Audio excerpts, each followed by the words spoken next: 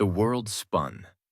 Not the pleasant kind of spin you get on a merry-go-round, but the violent, gut-churning spin of a car out of control.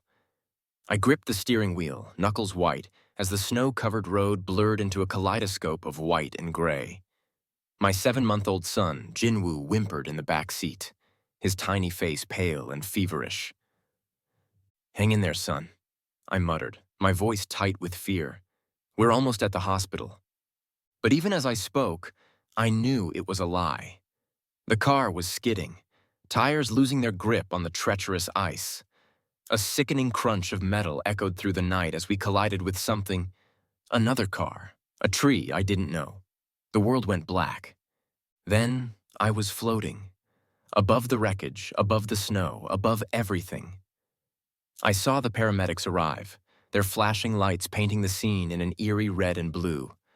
I saw them pull my limp body from the driver's seat, my son from the back. I saw the life drain from their eyes. And then I was falling. Falling through time, through memories, through a lifetime of regrets. I landed with a gasp, my eyes snapping open. I was in a classroom, sunlight streaming through the windows. The familiar scent of chalk and old textbooks filled the air. I looked down at my hands, young, unblemished, the hands of a teenager. "What the—" I mumbled, my voice cracking with disuse. A girl with bright eyes and a mischievous grin leaned over from the desk next to me. "Sato, you okay? You spaced out for a second there." Risa, my Risa, the girl who would become my wife, the mother of my child, the woman who had betrayed me in the worst way possible. Memories flooded back, sharp and painful. The day of the accident, Riza had been celebrating her first love's birthday.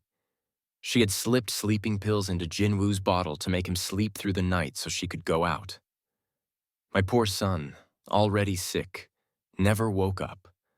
A wave of nausea washed over me. I stumbled out of my seat, ignoring Riza's concerned questions. I stumbled out of the classroom, out of the school, into the crisp autumn air. I had been given a second chance. A chance to rewrite my fate, to protect my son, to avoid the heartbreak and tragedy of my past life. But how? As I stood there, the weight of my past life bearing down on me, I made a vow. I would not waste this opportunity. I would not let Riza or anyone else dictate my destiny. I would change everything. The first thing I did was to stop. Stop with the grand gestures, the love letters hidden in her desk, the constant hovering. It was pathetic, really, the lengths I'd gone to in my past life to win her affection. And for what? To be discarded like yesterday's trash the moment her precious first love reappeared. No more. This time around, I would focus on myself. It started small. I stopped bringing her milk in the mornings. Instead of spending my breaks running errands for her, I started catching up on my studies. When she complained about a headache, I didn't offer to skip class and buy her medicine. The change was subtle at first, but Risa noticed. I could feel her eyes on me, questioning, confused. Good. Let her be confused. Let her wonder why the sun had suddenly stopped revolving around her. "Sato," she called out one afternoon, her voice laced with a hint of annoyance. "Why haven't you brought me my milk lately? Did you forget?" "No," I said, not even bothering to look up from my textbook. "I just figured you were capable of getting your own." Her eyebrows shot up in surprise. "What's that supposed to mean?" "Nothing," I said, shrugging. "Just that I'm not your personal servant anymore." The silence that followed was thick with tension. I could practically feel the shockwaves rippling through the classroom. The class gossip mill, I knew, would be working overtime. Sato, Risa's simp, had finally grown a spine. Let them talk. I didn't care. The only opinion that mattered was my own, and I was done being a doormat. Risa, however, was not taking it well.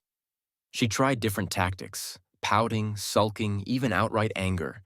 But I held firm. Each time she tried to pull me back into her orbit, I would gently but firmly push her away. "Sato," she whined one day, her voice dripping with fake sweetness. "Can you help me with this math problem? I'm so lost." "Sorry," I said, not even glancing up from my book. "Busy." "But busy?" I repeated, my voice flat. She huffed and stormed off, her heels clicking angrily against the linoleum floor. It was a strange feeling, this newfound freedom. For years, my life had revolved around Riza, her needs, her wants, her whims. Now, I had time for myself. Time to study, time to hang out with friends, time to simply be. And you know what? It felt damn good. Freedom's great and all, but it left a gaping hole in my schedule. A hole I'd foolishly filled with Riza-related nonsense in my past life. This time, I had a better idea. Self-improvement. Specifically, academic self-improvement. See, I wasn't actually stupid.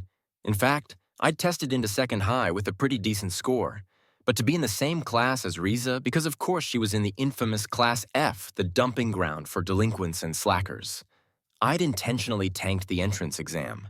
Yeah, I know, genius move, right? But now, with Riza firmly in my rearview mirror, I had a new goal. Class A, the top class, filled with geniuses and overachievers. It was where I belonged, and it was where I was going. There was just one tiny problem. I was woefully behind. Years of neglecting my studies in favor of chasing after Riza had taken their toll. I needed help, and I needed it fast. Enter May. May was a legend. She was the top student in our year, the girl who'd beaten me in the entrance exams, the undisputed queen of Class A. She was also, as luck would have it, available for tutoring. I found her in the library, surrounded by a mountain of textbooks. She looked up as I approached, her eyes wide and curious behind her oversized glasses.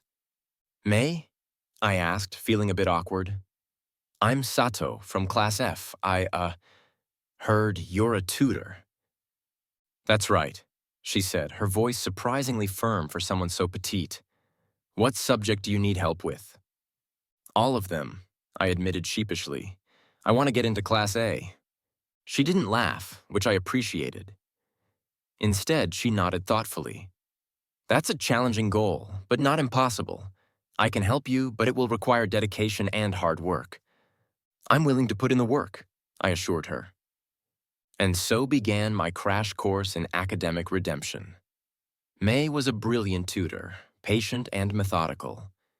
She had a way of explaining complex concepts that made them seem simple, and she pushed me to work harder than I ever had before. Of course, it didn't take long for the rumor mill to churn back to life. Apparently Sato, the notorious simp, had simply switched targets. Now, instead of chasing after Risa, I was using the guise of tutoring to get close to May. The whispers started subtly, but they grew louder with each passing day. I'd catch snippets of conversation in the hallways, see the knowing glances exchanged between classmates. "Did you hear? Sato's after May now." "Seriously? That guy's unbelievable." Poor May, she's too innocent to see through his act. The culmination of this gossip came in the form of a rather unwelcome confrontation. I was walking May to the library after school one day when a group of guys stepped out from behind a building blocking our path. "Sato," one of them sneered, cracking his knuckles menacingly. "We need to talk." I recognized him, a hulking figure with a buzz cut and a permanent scowl. A shot-put athlete from Class C. Beside him stood 3 other guys, smaller but no less intimidating. May's fan club, I presumed. "What's this about?" I asked, trying to remain calm. "Stay away from May," Buzzcut growled. "She's not for the likes of you." "And what exactly are the likes of me?" I countered, my voice laced with sarcasm. "A Class F loser," another one chimed in. "A playboy who can't take a hint." "We're just looking out for May," Buzzcut added. "You're going to ruin her reputation." I almost laughed. Ruin her reputation? By studying with her?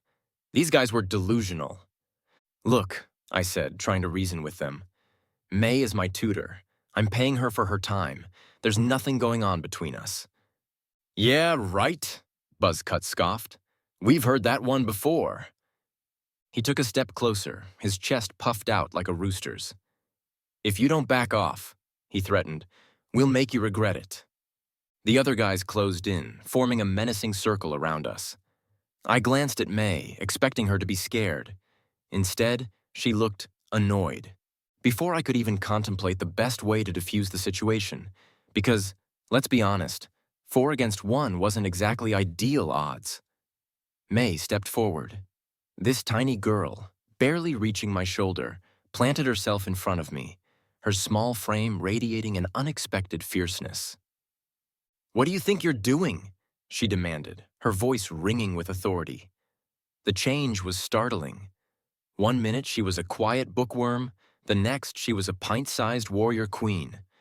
Buzzcut and his goons, taken aback by her sudden outburst, actually stumbled backwards. Their tough guy facade crumbled like a stale cookie. "May," Buzzcut stammered, "we were just, talking to Sato." "It didn't look like talking to me," May retorted, her eyes flashing. "It looked like harassment." "But May," one of the other guys whined, "we're just worried about you. This guy," he gestured towards me with a sneer, "he's just using you." May crossed her arms, a defiant smirk playing on her lips. "Oh, really? And how, pray tell, is he using me?"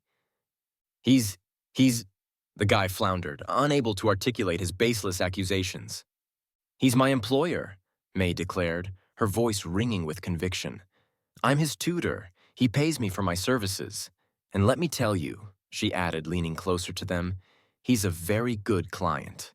Anyone who tries to interfere with my income will face my wrath." Buzzcut and his cronies gaped at her, speechless.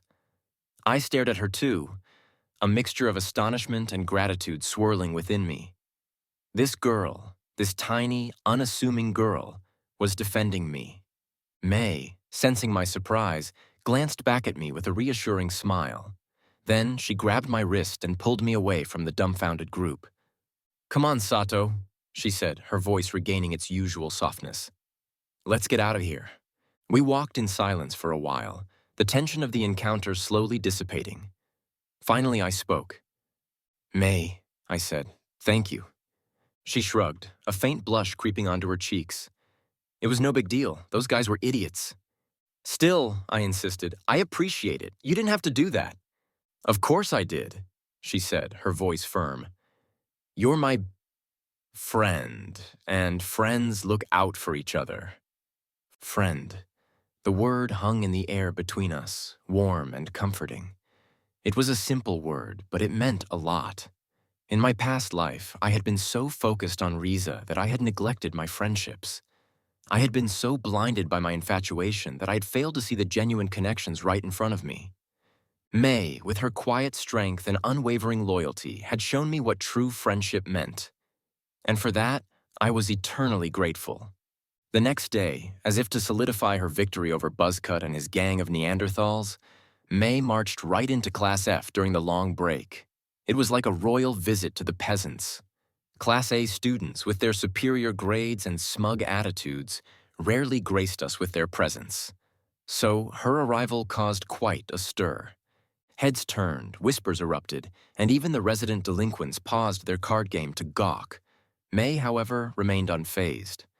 With her usual calm demeanor, she walked straight towards me, completely ignoring the stares and murmurs. "Ready to continue where we left off?"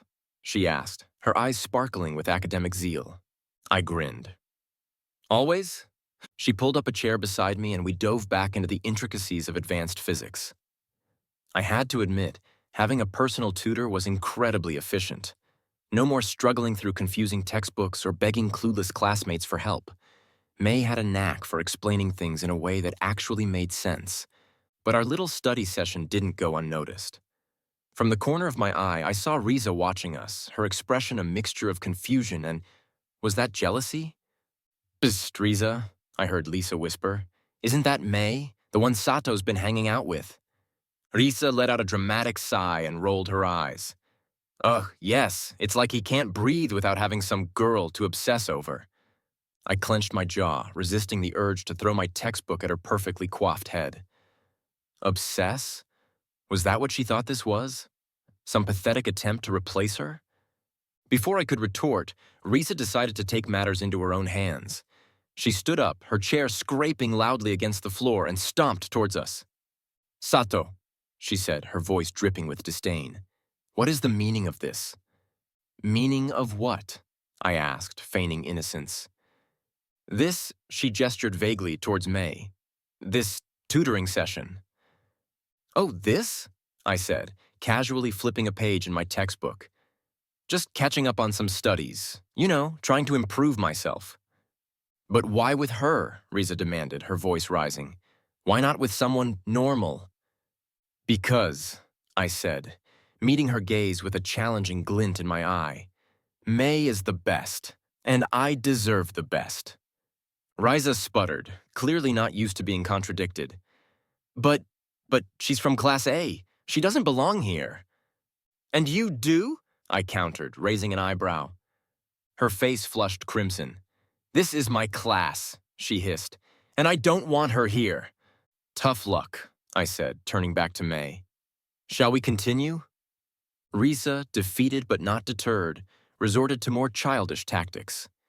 She started kicking my chair, muttering insults under her breath, and generally making a nuisance of herself.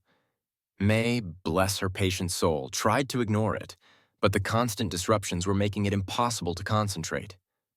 Finally, I'd had enough.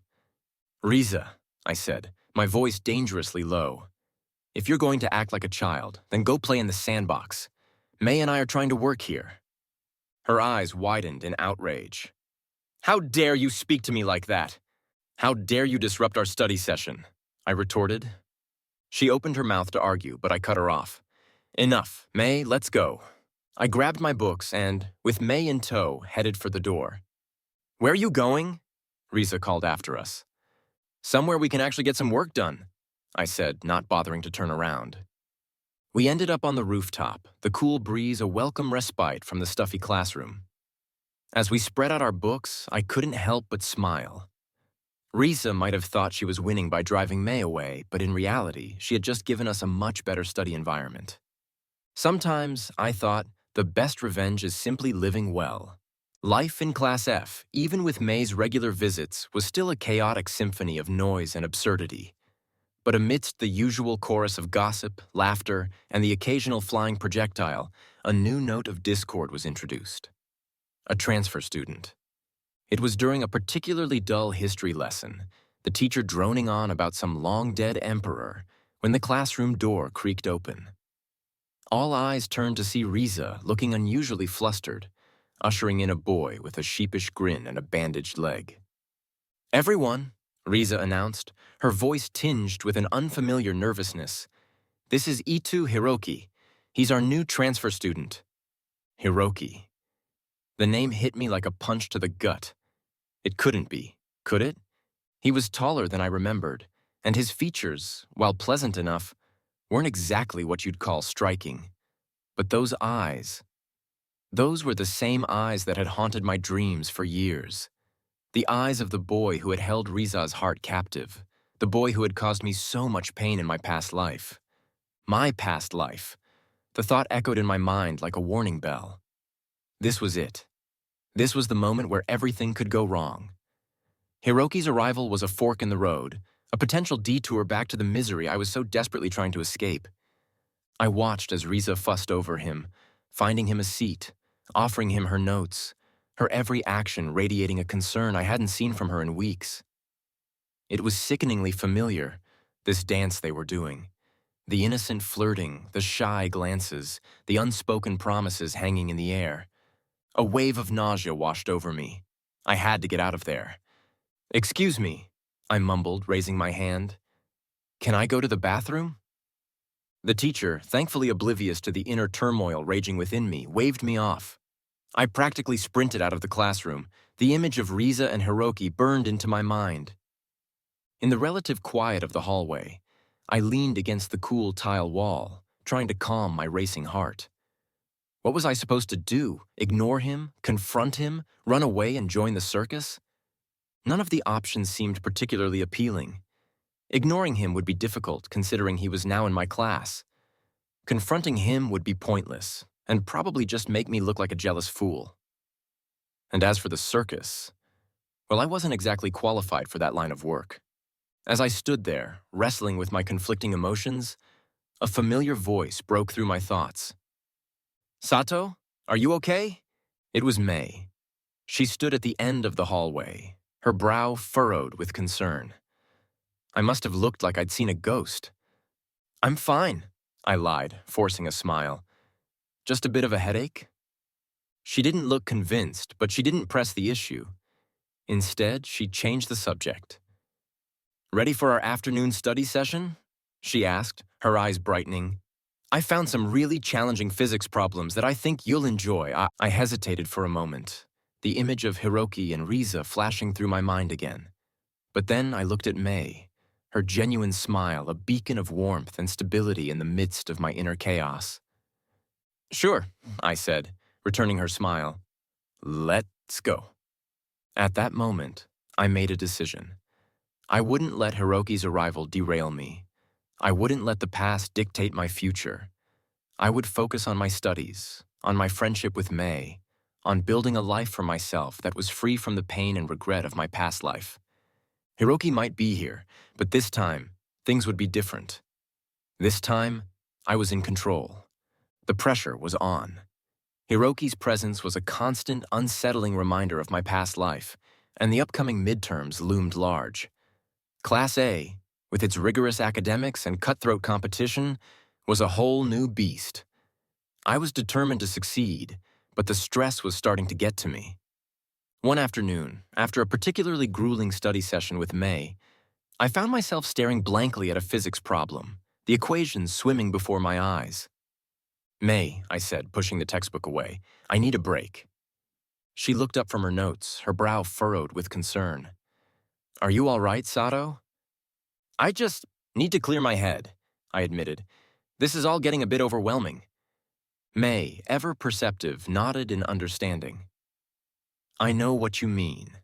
How about we take a break and grab something to eat? There's a new night market that opened near the school. I hear they have amazing street food." The idea of greasy, delicious food was too tempting to resist. "Sure," I agreed. "Let's go." The night market was a bustling hive of activity, filled with the enticing aromas of sizzling meats, spicy noodles, and sweet treats. We wandered through the stalls, our senses bombarded with sights, sounds, and smells. May, usually so reserved, seemed to come alive in the vibrant atmosphere, her eyes wide with excitement as she pointed out different delicacies. We ended up at a small stall selling yakitori, the skewers of grilled chicken glistening under the warm lights. As we ate, the conversation flowed easily, our earlier stress fading into the background. We talked about everything and nothing: school, hobbies, dreams for the future.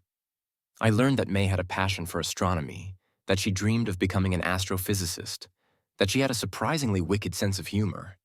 And for the first time, I saw her not just as a tutor, but as a girl. A girl with a bright mind, a kind heart, and a smile that could light up a room. As the evening progressed, a comfortable silence settled between us. We sat side by side, watching the crowds, the unspoken questions hanging in the air. I felt a pull toward her, a desire to reach out, to bridge the gap between us. "May," I began, my voice hesitant.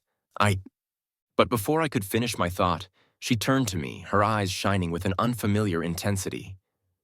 "Sato," she said, her voice soft but firm, "I want you to know that I'm here for you. No matter what happens, I'll support you." Her words were like a balm to my troubled soul. In that moment, all the stress, all the fear, all the weight of my past life seemed to melt away. I was not alone. I had May. I reached out and took her hand, her small fingers fitting perfectly within mine. We sat there, hand in hand, the unspoken promise of something more hanging in the air. The night was young, and the future was uncertain. But for the first time in a long time, I felt a flicker of hope. Midterms. The very word sent shivers down the spines of even the most hardened Class F students. But for me, they were a lifeline, a chance to prove myself, to escape the gravitational pull of mediocrity that threatened to suck me back into the black hole of my past life. I studied like a man possessed. Every spare moment was devoted to textbooks, practice problems, and May's meticulously crafted study guides. The library became my second home, the smell of old paper and dust a comforting aroma. Even the notoriously short attention span of my teenage brain seemed to have expanded, fueled by a potent cocktail of caffeine and determination. But even with my newfound focus, distractions were inevitable. And the biggest distraction, of course, came in the form of Itu Hiroki. He had settled into Class F with surprising ease, his affable nature and goofy charm winning over even the most hardened cynics. He was like a golden retriever puppy, all wagging tails and sloppy kisses, oblivious to the chaos he left in his wake. And the epicenter of that chaos, naturally, was Riza. They were inseparable. Whispering in the hallways, sharing snacks during breaks, giggling over inside jokes that left the rest of us feeling like we were on the outside of some exclusive club. It was like watching a rerun of a bad romantic comedy, the predictable plot points unfolding with excruciating slowness. One afternoon during a particularly tense study session, I felt a tap on my shoulder. I turned to see Hiroki, a mischievous glint in his eyes, holding a crumpled piece of paper. "Hey, Sato," he whispered. "Can you pass this to Riza?" I glanced at the paper, recognizing Riza's familiar handwriting. It was probably some love note filled with hearts and doodles and sickeningly sweet nothings. The old me would have crumpled it into a ball and shoved it down Hiroki's throat. But the new me, the me who was striving for maturity and self-control, simply sighed. "Dude," I said, trying to keep my voice level, "it's study time. Focus on your own work." Hiroki's smile faltered. "Come on, Sato, don't be like that. It's just a note." "Yeah, a note that's distracting me from my studies," I retorted, my patience wearing thin. "And if you're so eager to communicate with Riza, why don't you just pass it to her yourself?" "Because," he hesitated, glancing nervously towards Riza, who was deeply engrossed in a conversation with Lisa. "Because I don't want to interrupt her." "Right," I said, rolling my eyes. "Because interrupting her with a love note is so much worse than interrupting me with your request to deliver said love note." Hiroki's face flushed. "Look, I just wanted to be friendly," he mumbled. "Well, your friendliness is interfering with my education," I said, my voice rising. "So if you'll excuse me." I turned back to my books, determined to ignore him. But Hiroki, bless his persistent little heart, wasn't giving up so easily. "Come on, Sato," he pleaded. "Don't be a jerk. Just pass the note." I snapped. "Enough," I hissed, slamming my textbook shut. "I'm not your messenger boy, and frankly, I'm sick of being stuck in the middle of your little love affair." I stood up, grabbed my books, and marched over to Hiroki's desk. "Here," I said, throwing my things onto his desk. "You want to pass notes? Fine, switch seats with me. Go ahead, pass all the notes you want, just leave me out of it." Hiroki stared at me, his mouth agape. Riza, finally noticing the commotion, looked over with a frown. "What's going on here?" she demanded. "Just helping your Romeo out," I said, shooting her a sarcastic smile. "No need to thank me." And with that, I plopped down in Hiroki's seat, effectively removing myself from their love-struck orbit. It was a drastic move, perhaps, but desperate times called for desperate measures. And besides, a little change of scenery might do me good. The days leading up to Riza's birthday were a blur of whispered conversations, clandestine gift exchanges, and the general air of excitement that always seemed to surround her. It was like she was the sun, and we were all just planets orbiting her, basking in her radiant glow. Except me, of course. I was more like Pluto these days, distant, cold, and decidedly out of the loop. The invitations to her birthday party were elaborate, handwritten cards with delicate calligraphy and personalized messages. Mine arrived on a Friday afternoon, tucked discreetly into my textbook. "To Sato," it read in Riza's flowing script. "I know things haven't been easy between us lately, but I hope you'll come to my party. It would mean a lot to me. Riza?" I stared at the card, a wave of conflicting emotions washing over me.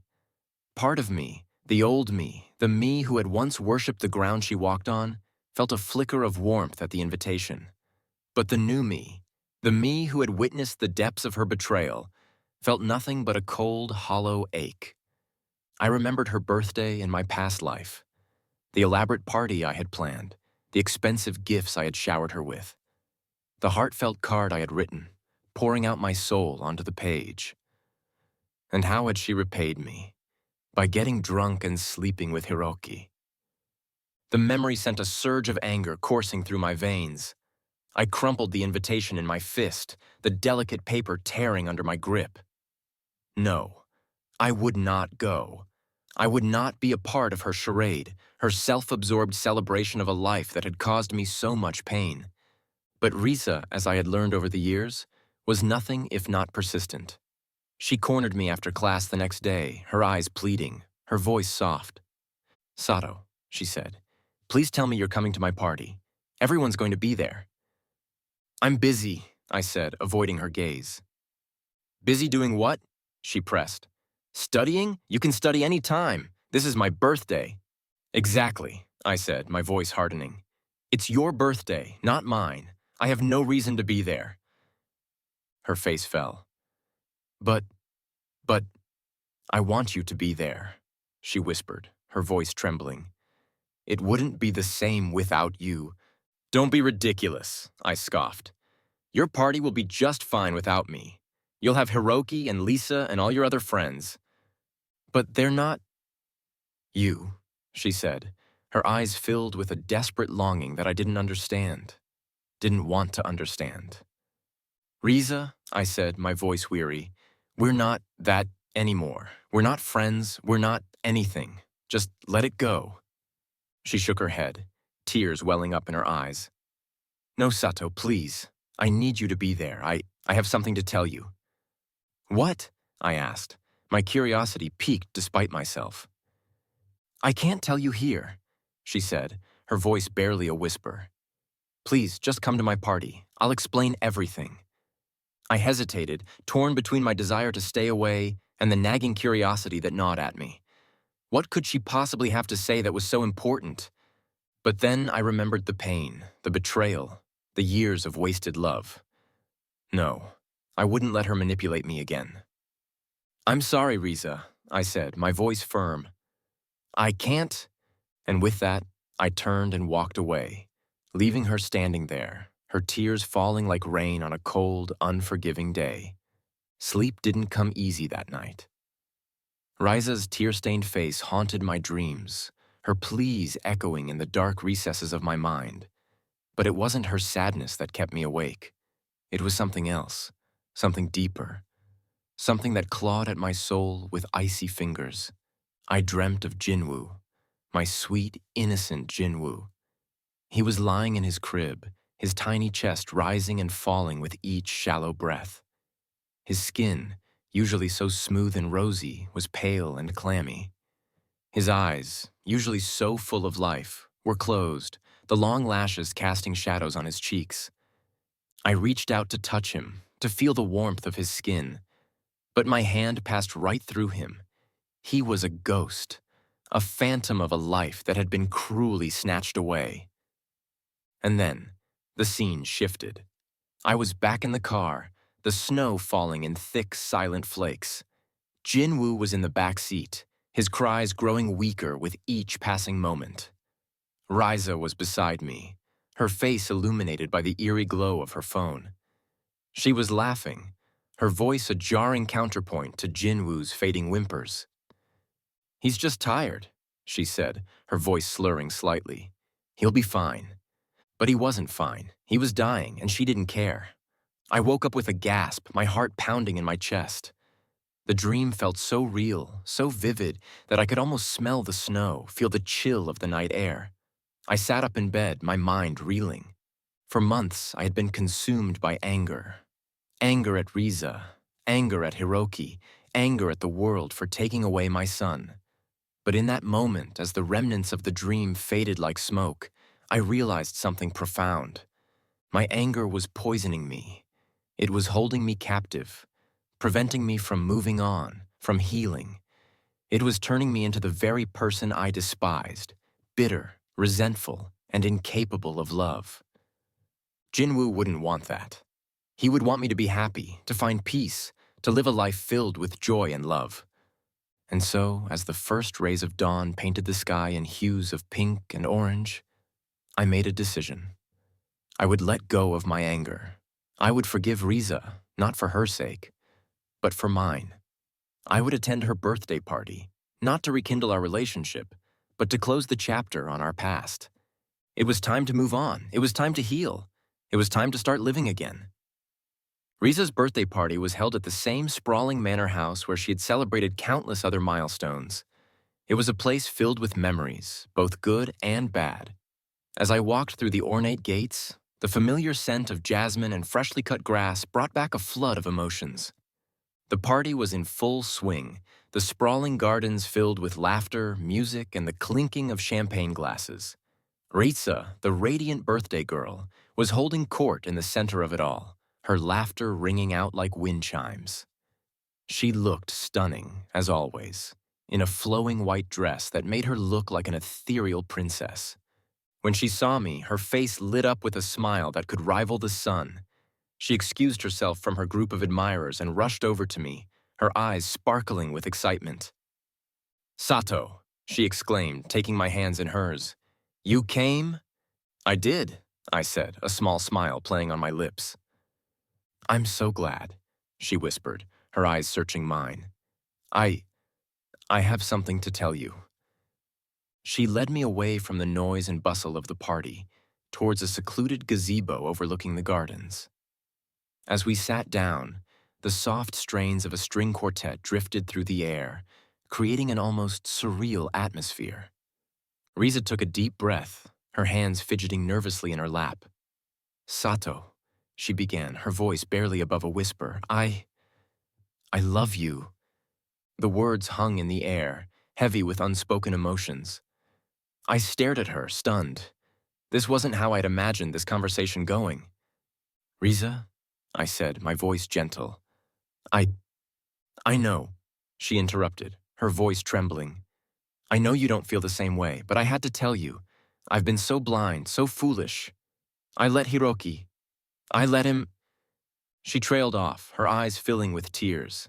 I reached out and took her hand, my thumb gently stroking her knuckles. "Riza," I said, "it's okay. The past is the past. What matters is now." "But I hurt you," she whispered, her voice choked with emotion. "I hurt you so badly." "I know," I said, nodding, "but I forgive you." She looked up at me, her eyes wide with surprise. "You do?" "I do," I confirmed, a genuine smile spreading across my face. "I forgive you, Riza, not just for what you did to me, but for what you did to yourself. You deserve to be happy." She threw her arms around me, burying her face in my chest. I held her close, feeling a wave of compassion wash over me. This girl, this woman who had caused me so much pain, was also a victim of her own misguided choices. We sat there for a long time, the silence broken only by the soft murmur of the music and the occasional chirping of birds. As the sun began to set, casting long shadows across the gardens, Riza finally pulled away, her eyes shining with a newfound clarity. "Sato," she said, her voice firm, I understand. I understand that you've moved on, and I respect that." "Thank you," I said, squeezing her hand. I won't bother you anymore," she continued, a hint of sadness in her voice. "But I want you to know that I'll always cherish the memories we shared." "As will I," said, nodding. We stood up, the unspoken goodbye hanging heavy in the air. As I turned to leave, Riza called out my name. "Sato," she said, her voice soft. "I wish you all the happiness in the world." I smiled. "Thank you, Riza. I wish the same for you." And with that, I walked away, leaving behind the ghosts of the past and stepping towards a future filled with hope and possibility. Graduation day arrived like a long-awaited sunrise, casting its golden light on the culmination of my high school journey. It was a day of mixed emotions, excitement for the future, nostalgia for the past, and a bittersweet sense of closure. The ceremony was a blur of speeches, handshakes, and awkward hugs. I received my diploma with a sense of accomplishment, the culmination of years of hard work and a testament to my newfound dedication. Afterwards, the courtyard buzzed with the excited chatter of graduates making plans, exchanging farewells, and posing for photos. I found Martin and Lisa huddled together, their faces a mixture of joy and apprehension. "Brother G," Martin said, pulling me into a bear hug. "I can't believe we're actually done with high school." "It's been a wild ride," I agreed, returning his hug. "We're going to miss you," Lisa said, her eyes glistening with unshed tears. "Class F won't be the same without you." "I'll miss you guys too," I said, feeling a genuine pang of sadness. Despite the chaos and absurdity, I had grown fond of my classmates. They were a motley crew, but they were my motley crew. I exchanged farewells with the rest of my classmates, each goodbye a small thread woven into the tapestry of my high school experience. And then, there she was. Risa stood at the edge of the crowd, her eyes fixed on me with a mixture of sadness and longing. She looked beautiful, as always, in a simple blue dress that accentuated her graceful figure. I walked towards her, a sense of finality settling over me. "Congratulations, Sato," she said, her voice soft. "Thank you," I replied, meeting her gaze. I heard you got accepted into the university in the capital," she said, her voice barely above a whisper. "I did," I confirmed, nodding. That's wonderful," she said, a forced smile gracing her lips. I'm happy for you." "Thank you," I said again, the silence stretching between us. She began, then stopped, her eyes welling up with tears. She looked away, blinking rapidly. "I should let you go," she finally said, her voice thick with emotion. "Yes," I agreed, feeling a pang of sympathy for her. "Goodbye, Sato," she whispered, her voice barely audible. "Goodbye, Risa," I said, offering her a small smile. "Take care of yourself." And with that, I turned and walked away, the weight of our past lifting from my shoulders with each step. I found May waiting for me near the school gates, her face radiant with excitement. "Ready for the next adventure?" she asked, her eyes sparkling.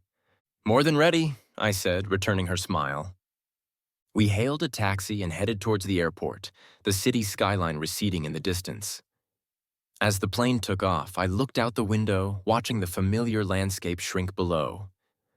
A new chapter was beginning. A chapter filled with promise and possibility. And for the first time in a long time, I felt a sense of genuine excitement for the future.